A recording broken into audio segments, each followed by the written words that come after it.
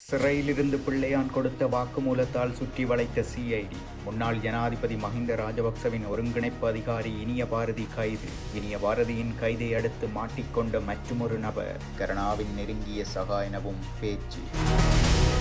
இப்பொழுதே அனுரவை சந்திக்க வேண்டும், ஏற்பாடு செய்யுங்கள். பல மக்களை நடுவீதியில் நிறுத்திய சம்பவம். ஜனாதிபதி செயலகம் அருகே பதற்றத்தை ஏற்படுத்திய நபர். தமிழ் மக்கள் அனைவரும் ஒன்றுபட வேண்டும். இலங்கையில் அகழப்படும் மனித புதைகுழி தொடர்பில் தென்னிந்திய பிரபல நடிகர் ஒருவரின் வேண்டுகோள். அங்க எரிக்கத்தான் செய்வாங்க, புதைக்க மாட்டாங்க. அது ரொம்ப கொடூரமான விஷயம். ஒரு அம்மா மகனை நீராடச் சென்ற 3 சிறுவர்களுக்கு ஏற்பட்ட சோக சம்பவம். புறப்படவிருந்த விமானத்தில் திடீரென கேட்ட சத்தம். உயிரை காப்பாற்ற விமானத்தின் இறக்கைகளின் மேலேறி குதித்த பயணிகள் 6 பேர் மருத்துவமனையில் அனுமதி. 4 மணித்தியாலங்களில் 457 பேர் கைது. தென்னிலங்கையில் சம்பவம். IMF-இடமிருந்து 350 மில்லியன் அமெரிக்க டாலர்களை பெற்றுக்கொண்டது இலங்கை. தொடரும் செம்மணி அகழ்வு நடவடிக்கை. 47 என்பு தொகுதிகள் அடையாளம். மனித உடலங்களோடு சந்தேகத்துக்கிடமான பொருளொன்று கண்டுபிடிக்கப்பட்டுள்ளதாகவும் தகவல். நேற்று சந்தேகத்துக்கு இடமான பொருளொன்று கண்டுபிடிக்கப்பட்டதன் அடிப்படையில் போலீசாருக்கு அறிவிக்கப்பட்டு குண்டு செயலடக்கம் பிரிவினர் வந்து அந்த பொருளை அகழ்ந்தெடுத்து நீதிமன்ற கட்டுக்காவலில் வழங்கியிருக்கின்றார்கள். குறித்த ஞாயிறு பயங்கர தாக்குதல்களின் பிரதான சூத்திரதாரியை வெளிப்படுத்துவதில் அனுர அரசுக்கு தயக்கமா? கடும் எதிர்ப்புகளை வெளிப்படுத்த திட்டமிட்ட எதிர்க்கட்சி. பயங்கரவாத தடைச்சட்டத்துக்கு எதிராக குரல் கொடுத்த அரசியல் இயக்கம் எமதாகும். இதற்கு பதிலாக புதிய சட்டமொன்றை உருவாக்கி வருகின்றோம். அரசாங்க தரப்பு அமைச்சர். நாட்டில் உள்ள அரிசி மாஃபியாக்களை ஒழிக்கும் வகையில் எடுக்கப்படவுள்ள நடவடிக்கை. இந்தியாவிலிருந்து கொண்டுவர திட்டம்.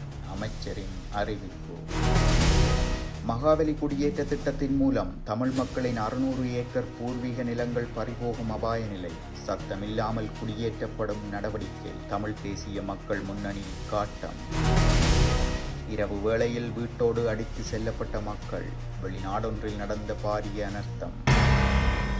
கருணா அம்மான் என அழைக்கப்படும் விநாயகமூர்த்தி முரளிதரனின் முக்கிய சகாக்களில் ஒருவரும் முன்னாள் ஜனாதிபதி மஹிந்த ராஜபக்சவின் ஒருங்கிணைப்பு அதிகாரிகளில் ஒருவருமான இனிய பாரதி கைது செய்யப்பட்டுள்ளார். குற்றப்புலனாய்வு பிரிவினரின் மற்றுமொரு அணியினர் புலனாய்வு நடவடிக்கைகளை மேற்கொண்டு இனிய பாரதியை நேற்று கைது செய்துள்ளனர். அம்பாறை மாவட்டத்தின் திருக்கோவில் முனைக்காடு பகுதியில் வைத்தே அவர் கைது செய்யப்பட்டுள்ளதாக தெரிய வந்துள்ளது. தடுப்பு காவலில் வைக்கப்பட்டுள்ள பிள்ளையானிடம் மேற்கொள்ளப்பட்ட விசாரணையின் அடிப்படையில் அவர் வழங்கிய வாக்குமூலத்தின் பிரகாரம் இனிய பாரதியை குற்ற விசாரணை பிரிவினர் சம்பவ தினமான நேற்று காலை திருக்கோவிலில் உள்ள அவரது வீட்டில் வைத்து அவரை கைது செய்து அம்பாறைக்கு கொண்டு சென்றுள்ளனர். கடந்த 2005 ஆண்டு தொடக்கம் 2009 காலப்பகுதியில் திருக்கோவில் மற்றும் விநாயகபுரம் பகுதியில் பலர் கடத்தப்பட்டு காணாமல் போன சம்பவம் தொடர்பாக காணாமல் போன உறவுகள் இனிய பாரதி மீது குற்றம் சாட்டி வருவதுடன் அவருக்கு எதிராக நீதிமன்றில் வழக்கு தாக்கல் செய்துள்ளமையும் இங்கு குறிப்பிடத்தக்கது. இதேவேளை இனிய பாரதி என்றழைக்கப்படும் கே. புஷ்பகுமார் திருக்கோவிலில் வைத்து கைது செய்யப்பட்டுள்ள நிலையில் அவரது சகாவான சசிதரன் தவசீலன் என்பவரும் சந்திவெளியில் வைத்து கைது செய்யப்பட்டுள்ளார். இருவரையும் கொழும்பிலிருந்து வந்த குற்றப்புலனாய்வு பிரிவினர் நேற்றைய தினம் கைது செய்துள்ளதாக போலீஸ் உயர் அதிகாரி ஒருவர் தெரிவித்துள்ளார். ஜனாதிபதியை சந்திக்க கடந்த சனிக்கிழமை ஜனாதிபதி செயலகத்திற்கு அருகிலுள்ள சாலை போக்குவரத்து தூணில் ஏறிய வெளிகந்தையை சேர்ந்த 23 வயது இளைஞர் கோட்டை போலீசாரினால் கைது செய்யப்பட்டுள்ளார். ஜனாதிபதி செயலகத்திற்கு முன்பாக உள்ள சமிக்கை விளக்கு கம்பத்தில் ஏறி தான் ஜனாதிபதி அனுரவை சந்திக்க வேண்டும் என்று தெரிவித்து குறித்த நபர் மிரட்டியதால் அந்த பகுதியில் பரபரப்பான நிலை ஏற்பட்டது. குறித்த கம்பத்திலிருந்து தான் கீழே விழப்போவதாகவும் ஜனாதிபதியை சந்திக்க பல தடவைகள் முயற்சித்ததாகவும் ஆனால் தன்னால் முடியவில்லை எனவும் ஜனாதிபதியை சந்தித்தே ஆக வேண்டும் என்றும் தெரிவித்து அந்த நபர் குழப்பம் விளைவித்த நிலையில் அவரை அங்கிருந்து மக்கள் காப்பாற்றும் முயற்சியில் ஈடுபட்டனர். எனினும் அந்த நபர் கீழே இறங்காமல் தொடர்ந்தும் சமிக்கை விளக்கு கம்பத்திலேயே அமர்ந்திருந்த நிலையில் போலீசார் சம்பவ இடத்திற்கு வந்து அந்நபரை கைது செய்துள்ளனர்.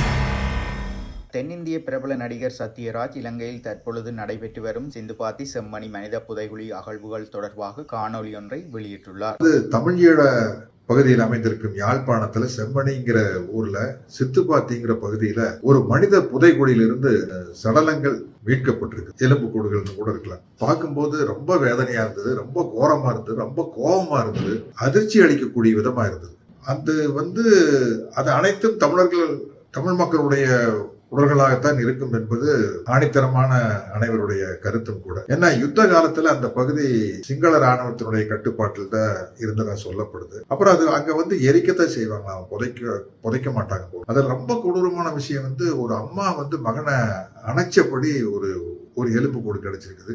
ஒரு ஸ்கூலுக்கு போற பையன் புத்தக பையோட புதைக்கப்பட்டிருக்கிறான் இறந்து போய் அப்படிங்கிற மாதிரி விஷயங்கள் பார்க்கும்போது கொஞ்சம் கூட மனிதாயமற்ற செயலா இருக்கு. இதை செஞ்சவங்க கிட்டயே போய் நீதி கேட்டோம்னா கிடைக்காது. அதனால சர்வதேச நீதிமன்றத்தில் தான் இதை கொண்டு போகும். இந்த கோர நிகழ்ச்சியை உலக நாடுகள் அனைவரது கவனத்திற்கும் கொண்டு செல்ல வேண்டும். அதற்கு தமிழர்களாகிய நாம் தான் பாடுபட வேண்டும். இது சர்வதேச நீதிமன்றத்துல இந்த விஷயத்தை கொண்டு போய் சேர்த்து இந்த கொடூரமான விஷயத்துக்கு சரியான நீதி கிடைக்க வேண்டும் என்று நாம் அனைவரும் ஒன்றிணைந்து போராட வேண்டும். விஷயத்தை வெளியே கொண்டு போகணும் அப்படின்னு உங்களில் ஒருவனாக கேட்டுக்கொள்கிறேன்.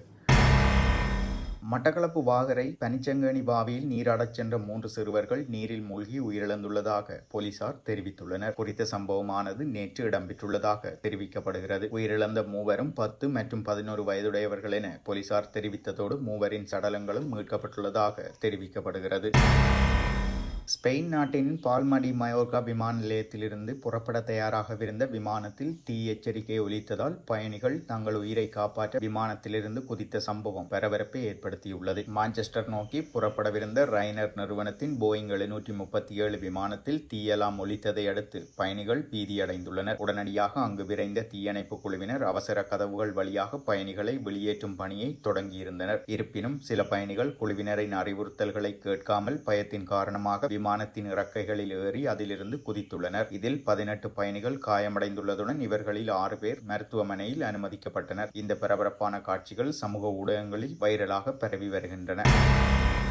தென் மாகாணத்தின் காலி, மாத்தறை மற்றும் எல்பிட்டிய காவல் பகுதிகளில் நடத்தப்பட்ட சிறப்பு சோதனை நடவடிக்கைகளில் மொத்தம் 457 பேர் கைது செய்யப்பட்டுள்ளனர். நேற்று முன்தினம் இரவு 7 மணி முதல் இரவு 11 மணி வரை மேற்கொள்ளப்பட்ட இந்த நடவடிக்கையின் போது பல்வேறு குற்றங்கள் தொடர்பாக இந்த கைதுகள் நடந்ததாக போலீசார் தெரிவித்துள்ளனர்.